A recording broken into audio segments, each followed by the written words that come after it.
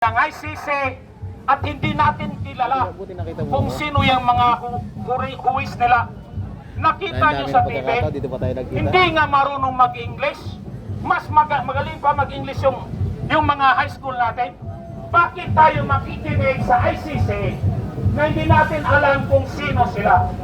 Ang ating pakinggan, ang ating kapwa Pilipino, ang ating ipaglalaban, ang ating konstitusyon, ating ipaglalaban si Senator Bato at hindi ang buhang na si Trililing Trillanes.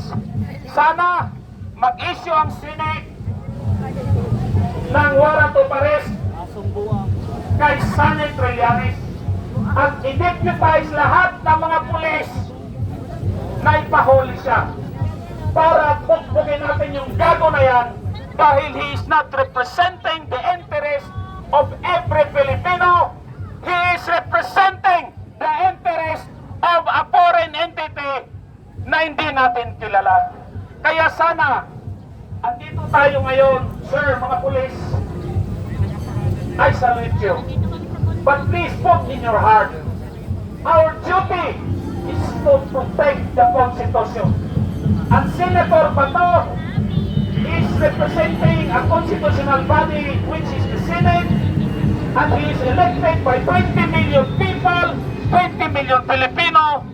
We should respect that and we should protect the Senate. Mabuhay si Senator Bato! Mabuhay ang Senado!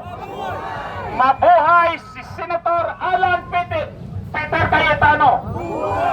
Sana patagal bilang presidente sa Senate si Senator Alan Cayetano at huwag nating hayaan na mahuli at makidnap si Senator Bato. Salamat.